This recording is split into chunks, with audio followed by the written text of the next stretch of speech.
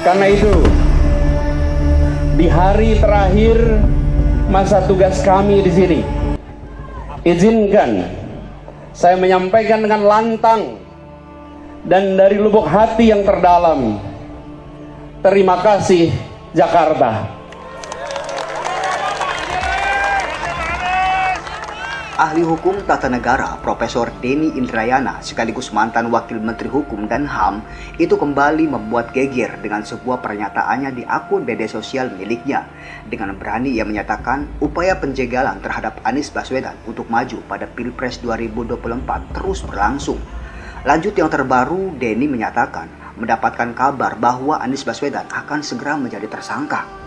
Denny menyatakan sejumlah pakar telah mencium gelagat penetapan Anies Baswedan sebagai tersangka. Ini sebagai skenario pamungkas untuk penjegalan menjadi kontestan pada Pilpres 2024 mendatang. Ini pun langkah yang saya lakukan beresiko disalahpahami sebagai pembocoran rahasia, barangkali bisa disalahpahami sebagai mengganggu proses dan lain-lain. Tapi yang lebih penting dari itu sebenarnya saya menghindari jangan sampai justru ini terjadi, karena kalau terjadi bisa menimbulkan potensi yang tidak saya harapkan, menimbulkan potensi munculnya protes dari pihak-pihak pendukung Anies yang tentu saja kita harapkan tidak mengganggu proses-proses capres, karena kan pendukung Anies juga artinya juga tidak sedikit. Dalam unggahannya di media sosial miliknya, ia mengatakan bahwa petersangkaan adalah salah satu skenario pamungkas istana untuk menjegal Anies Baswedan menjadi kontestan pada Pilpres 2024 nanti. Setelah KPK 19 kali ekspos, ini pemecah rekor. Seorang anggota DPR menyampaikan Anies segera ditersangkakan. Semua komisioner sudah sepakat. Makin terbaca, kenapa masa jabatan para pimpinan KPK diperpanjang MK 1 tahun untuk menyelesaikan tugas memukul lawan oposisi dan merangkul kawan koalisi sesuai pesanan kekuasaan status quo, unggahnya. Lebih lanjut, Denny mengaku tidak terkejut jika dugaan tersebut yang akan terjadi alias Anies Baswedan benar-benar menjadi tersangka korupsi. Dalam tulisan berjudul "Bagaimana Jokowi Mendukung Ganjar, Mencadangkan Prabowo dan Menolak Anies", Denny membeberkan upaya penjegalan Anies sebagai Pilpres di 2024 dan bisa berujung pada penundaan pemilu hingga perpanjangan masa jabatan presiden. Dalam tulisannya tersebut, ia mengatakan Jokowi menggunakan 9 strategi 10 sempurna. Denny pun menjelaskan ke-10 dari pernyataannya itu.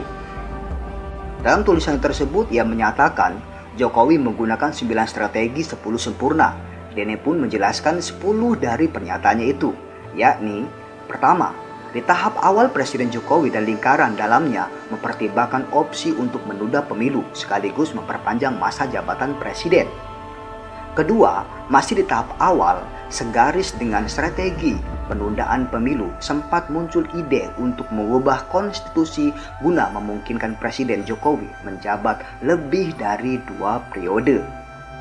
Ketiga, menguasai dan menggunakan KPK untuk merangkul kawan dan memukul lawan politik. Keempat, menggunakan dan memanfaatkan kasus hukum sebagai political bargaining yang memaksa arah parpol dalam pembentukan koalisi Pilpres. Kelima, jika ada petinggi parpol yang keluar dari strategi pemenangan, maka dia berisiko dicopot dari posisinya. Keenam, menyiapkan komposisi hakim Mahkamah Konstitusi untuk antisipasi dan memenangkan sengketa hasil Pilpres 2024. Ketujuh, adalah tidak cukup hanya mendukung pencapresan Ganjar Pranowo. Jokowi juga memberikan dukungan kepada Prabowo Subianto. Kedelapan, Jokowi adalah membuka opsi mentersangkakan Anies Baswedan di KPK. Ini sudah menjadi rahasia umum terkait dugaan korupsi Formula E. Kesembilan adalah mengambil alih Partai Demokrat melalui langkah politik yang dilakukan Kepala Staf Kepresidenan, yaitu Muldoko. Sementara yang ke-10 yang menyempurnakan adalah dengan berbohong kepada publik. Presiden Jokowi berulang kali mengatakan urusan capres adalah kerja para ketum parpol, bukan urusan presiden.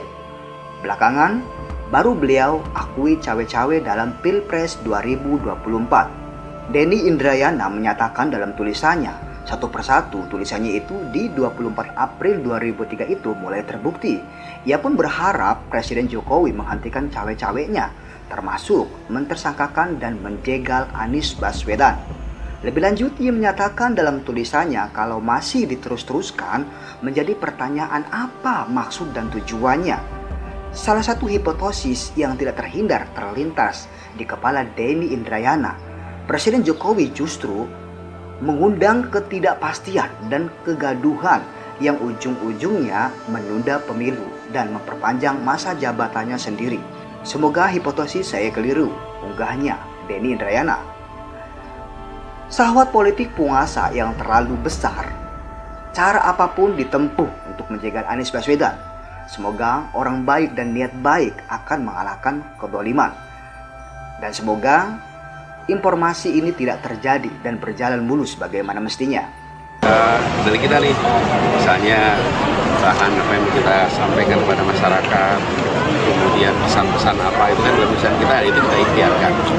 Tapi hal yang di luar kendali kita, maka kita berdoa mohon pertolongan, mohon perlindungan.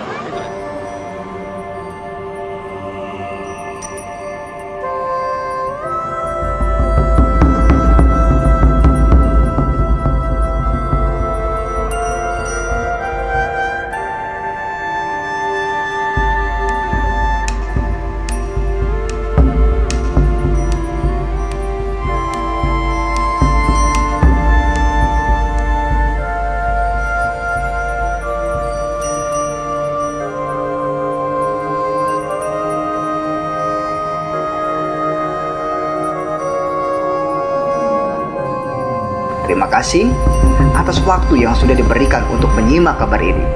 Jangan lupa like, komen, dan subscribe. Wassalamualaikum warahmatullahi wabarakatuh.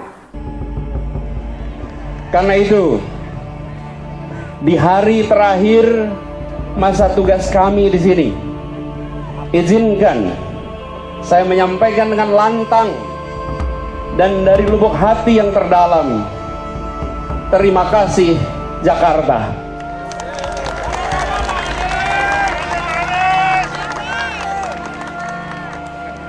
Terima kasih atas amanat yang diembankan. Terima kasih atas kepercayaan yang disematkan. Terima kasih atas dukungan yang diberikan. Terima kasih atas kerja yang disumbangkan. Terima kasih atas kritik yang dikirimkan. Terima kasih atas segala doa yang dikirimkan dari tempat-tempat yang sunyi, yang pendoanya tidak pernah kita lihat wajahnya.